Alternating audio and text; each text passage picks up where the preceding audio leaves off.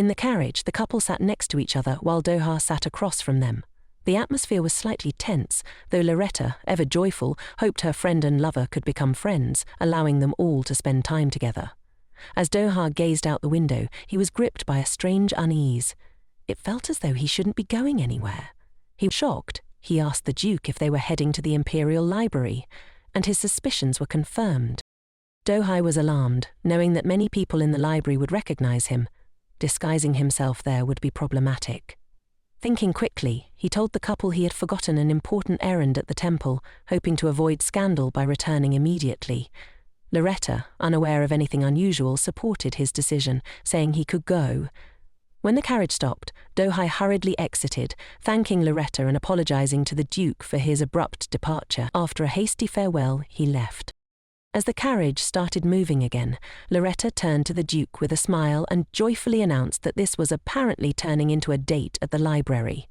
She gently took his hand, and they rode the rest of the way in silence, feeling a bit awkward. Both were as red as tomatoes, with Asher, the Duke, trying to calm himself by reminding himself that he was a man, not an animal, and nothing untoward would happen in such a situation. On arriving at the library, they wandered through the shelves.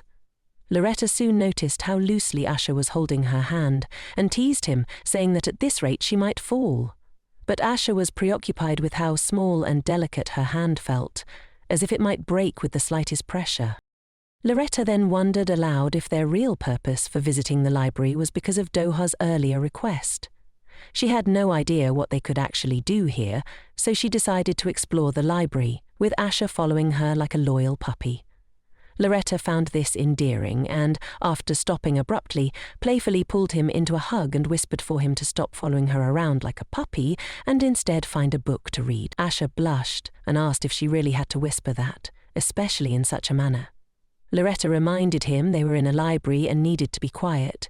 She then sent him off to pick a book while she did the same.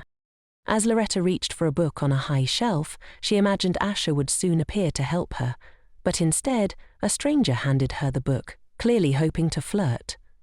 Disgusted, she looked into his eyes and sternly told him to leave, giving him no opportunity to pursue his advances. The man left, frustrated by her rudeness, but Lariette paid him no further attention and returned to her plan of catching the Duke's attention. This time, it worked. Asher approached and gently took the book from the top shelf for her. Turning, Lariette teasingly asked if he had witnessed her previous struggle with the book or how she had so boldly dismissed the stranger. Asher smirked and whispered that he liked her assertiveness, but asked her to only behave that way toward other men, not him. He replied with a grin that it didn't, but warned her that if she ever tried to run, Duke Candle would find her no matter where she went. As they walked through the corridors of the Imperial Palace, they chatted about their shared love of brownies and debated the merits of different toppings, eventually agreeing that brownies with ice cream would be the perfect treat when they returned. However, their conversation was interrupted by a familiar voice. Lariette turned in shock, knowing Rayon stood before them, displeasure written across his face. He greeted the Duke with a stiff bow, and then turned to his sister, noticing how happy she looked. Lariette panicked, unsure of what her brother wanted. She feared he might say something cruel, as he often did, and embarrass her in front of Asher. Desperate to avoid a scene, she gently touched Asher's hand and asked if he could return without her, explaining that she needed to speak with her brother. Asher offered to wait, but Lariette insisted it would take a while, and reluctantly he agreed, leaving the siblings alone. As soon as Asher was gone, Rayon crossed his arms and sneered, incredulous that Lariette was wagging her tail for the Duke. Lariette snapped back, warning him to watch his words if he didn't want to be buried in the Imperial Palace's backyard. Rayon nearly shouted in anger, accusing her of causing a stir at home and embarrassing their family by living with the monster Duke. Lariette grinned bitterly, asking if there was anything left to disgrace. Rayon countered that their mother had fallen ill because of her, and went on to belittle her, warning that just because she had magical talent, it didn't mean the world would bow at her feet. He sneered, saying that she was just obsessed with the Duke monster, and suggested she return home, where there was plenty of work waiting for her. Lariette gave a firm, clear response to her brother, saying she didn't care. Not a single muscle twitched on her face as she told him they should sort out their household affairs themselves. Her brother, shocked by her boldness, reacted violently. Blinded by rage, he swung his fist and struck her hard across the face. The blow was so powerful that she fell to the floor, while his hand throbbed from the impact. Onlookers began to whisper, watching in disbelief. Lariette, holding her cheek, was stunned that her brother had actually hit her. Her wide eyes reflected the shock, but as she gathered her thoughts, she knew she couldn't let this go. Rayon continued his public tirade, humiliating her in the corridor, shouting that she should never try to surpass him, her older brother. Lariette, though tempted to use magic in retaliation, knew that doing so in the palace would create more problems. Rising to her feet and standing before her brother once again, she considered the rumors that would spread if they continued fighting, especially since she didn't want Duke Candel to find out she'd been beaten by her own brother. Then, in a swift and unexpected move, Lariette delivered a sharp blow between Rayon's legs. He doubled over in pain, unable to even cry out. With a smirk, Lariette declared that she didn't care and stormed out of the palace. Realizing more than 2 hours had passed, she decided to visit a doctor to treat her cheek. When she arrived, the female doctor assessed the damage and touched Larette's cheek gently, revealing that her cheekbone was injured from the strong blow. After a quick healing attempt, Lariette looked in the mirror and was disappointed to see the bruise still visible. The doctor explained that a higher-level healer or priest would be needed for complete healing. Lariette left the clinic, pondering how difficult it was for those without wealth to access proper medical care. Feeling embarrassed about showing up to Elle like this, she wondered what to do next. Suddenly, a familiar hand rested on her shoulder. Turning around, Lariette saw Madame Chabet, who immediately expressed concern over why she was out so late alone. After some brief conversation, Madame Chabet invited Lariette to her boutique, thanking her for all the dresses she had donated. Lariette agreed, and soon they were inside the shop, where the Madame picked out a stylish headpiece for her. Madame Chabet, sensing her distress, shared how her boutique was a haven for people with their own struggles. She put her hands on Larette's shoulders and expressed her hopes that the rest of her day would be better. Moved by the woman's kindness, Lariette thanked her sincerely, realizing how comforting it was to know she wasn't alone. Madame Chabet called her by name, surprising Lariette, who hadn't realized she was recognized. They had never met formally before, as Larette's close ties to her brother had kept her distant from the Madame and the Princess. But now, Lariette no longer considered herself part of the Blanche family. With a warm smile, she asked Madame Chabet to simply call her Lariette, and the Madame happily agreed. Returning home, Lariette was met by a worried butler and concerned servants. They had clearly been looking for her. She was touched by their concern, feeling grateful for the people in the mansion who cared for her. Then, familiar footsteps approached quickly. Asher, more worried than anyone else, rushed to her side. His eyes were filled with panic and concern. Lariette felt guilty for making him worry, but was also pleased to see how much he cared. Apologizing for her lateness, Lariette smiled, explaining that time had flown by after reconnecting with her family and making a few purchases. Asher, though still clearly worried, didn't press her further. Instead, he extended his hand and invited her inside. Just as she placed her hand in his, the hair she had been trying so hard to hide her bruise under slipped, revealing the injury. Asher's expression darkened immediately. He gently brushed her hair aside, examining the bruise. With gritted teeth, he asked who had done this to her. Lariette tried to figure out how to explain the situation, but it was clear she could no longer hide the truth. Asher deduced that it was a blow from a fist, and that a low-level healer had attempted to treat it. Lariette was shocked by his precise assessment. Remembering how protective Asher could be, she became nervous, realizing how dangerous it could be for the one who hurt her. Asher, still frowning, declared that whoever did this would pay. Lariette, now worried, took his hand and softly apologized for causing him concern. She insisted that she could handle the situation herself and didn't want to waste his time on it. Asher reassured her that everything was fine, but he couldn't let the incident go so easily. He told her he would call a priest to heal her properly, which brightened her mood. While he didn't pry further, the Duke remained deeply troubled, unable to simply forget what had happened. Asher, while in his office, summoned Gerard, the leader of the scouting squad, who knelt respectfully before him. Without turning to face him, Asher ordered Gerard to investigate and report back. Gerard, understanding the gravity of the command, swiftly left. Staring out of the window, Asher was consumed with thoughts, trying to figure out who had attacked Lariette. Something must have happened after he left, but that wasn't his only concern. The situation within the Blanche family troubled him deeply, and he needed answers. As much as he hoped it was just his own worries, he couldn't shake the feeling that something was seriously wrong. Meanwhile, in the main temple of Elle, an important annual meeting of high priests was taking place. Mikhail, one of the key figures, felt nothing but boredom as the meeting dragged on.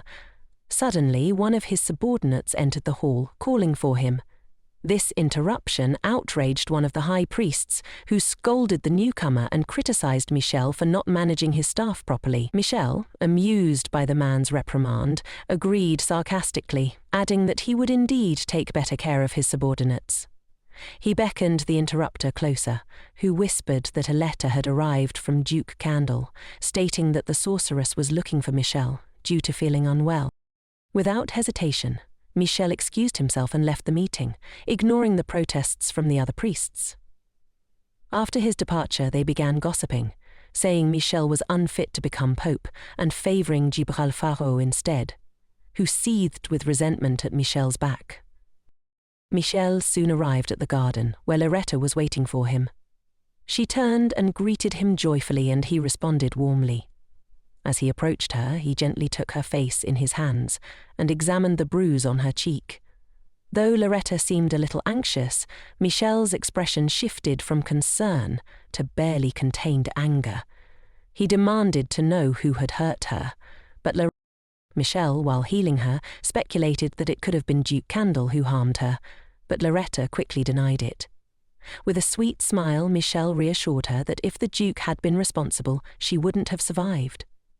Despite his attempts to coax the truth from her, Lariette stayed quiet, and Mikhail found himself both frustrated and amused by her loyalty. He resolved to find out who was responsible, knowing that if Asher didn't get to them first, he would deal with the offender himself. As they sat together, Mikhail asked Lariette to give him her hand. Trusting him, she extended it, and he placed a bracelet on her wrist, explaining that it contained divine power and a mild healing effect. Lariette was shocked by the gift and protested that it was too expensive, but Mikhail waved her concerns away, insisting it was a gift from a friend. Mikhail, smiling, told her not to worry and asked her to spend more time with him in the future. Back in his office, Asher was reading a book the butler had given him about maintaining a strong relationship with his girlfriend. The book warned against rushing physical intimacy, stating that it could overwhelm a girl. Asher was stunned and horrified at the thought of Lariette becoming tired of him, or worse, wanting to break up. The idea filled him with dread, and he couldn't shake the memory of the person who cursed him, telling him that no one could love a monster like him. Determined not to lose Lariette, he vowed to be cautious. Later, during a cleansing session in Asher's office, Lariette was focused on healing him. She was relieved that it was taking place in the office and not in his bed, as the last time had left her blushing and flustered.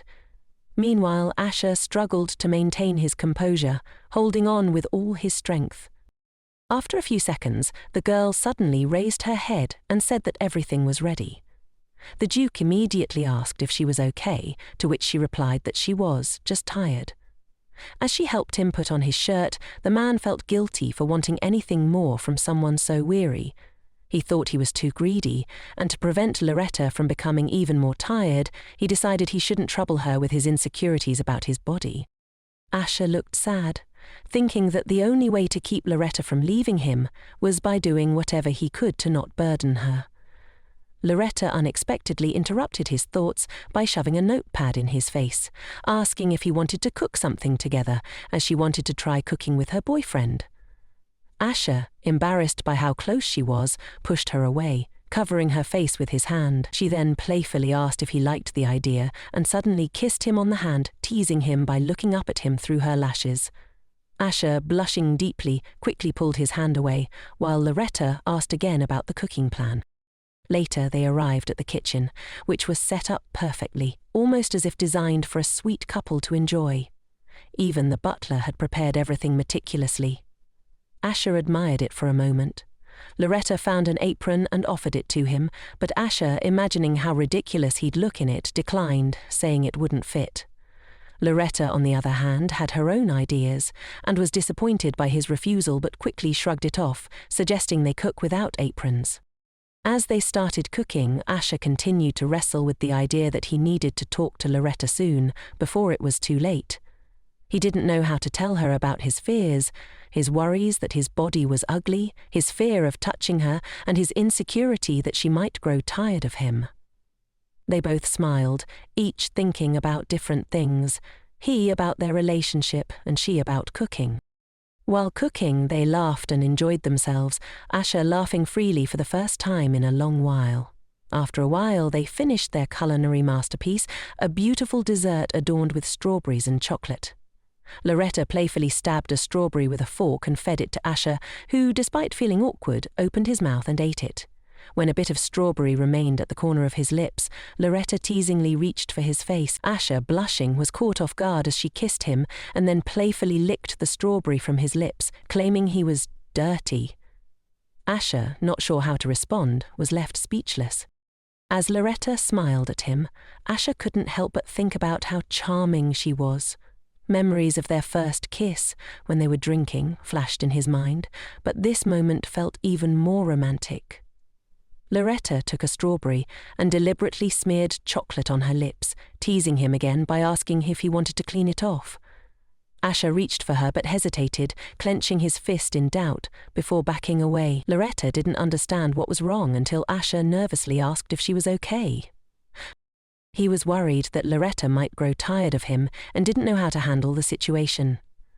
Lariette, concerned, asked if everything was all right, but Asher suddenly wiped her face with a napkin and left the room, leaving her bewildered.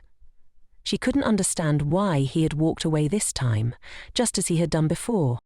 The next morning, as Lariette was getting ready, she reflected on their strange dynamic and resolved that they needed to talk. She compared Asher to a wild animal, fearful and difficult to approach, but she believed she just needed to be patient. Determined, she went to breakfast with a smile, confident that the Duke wouldn't be able to escape her today. As she entered the dining room, Asher greeted her, calling her sorceress, just like when they first met. Surprised, Lariette asked why he was calling her that again, but Asher ignored her, pretending to read a newspaper. His strange behavior puzzled her, and she asked if he was angry. He denied it, but Lariette still found it odd. Smiling, she apologized, playfully calling him cute. Asher, hiding behind his newspaper, felt conflicted, thinking that Lariette hadn't taken his request seriously the previous day. He feared she might eventually grow tired of him.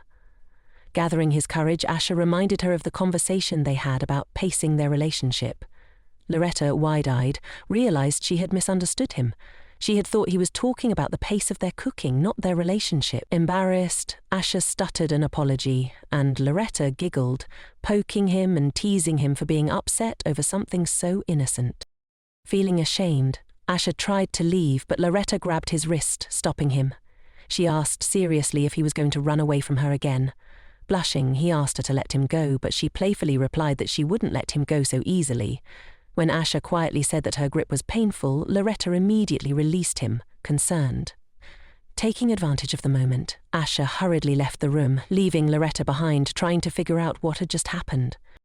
As Asher rushed outside, his thoughts were filled with self-criticism. He felt pitiful, convinced that Lariette would eventually tire of him. But as he glanced back, he saw her standing by the window, teasingly showing him her fingers like horns. They both smiled, their earlier awkwardness melting away. From that day on, Lariette followed Asher everywhere, teasing him about holding hands and warning him not to run away. Despite his embarrassment, Asher couldn't help but smile, finding joy in her playful company.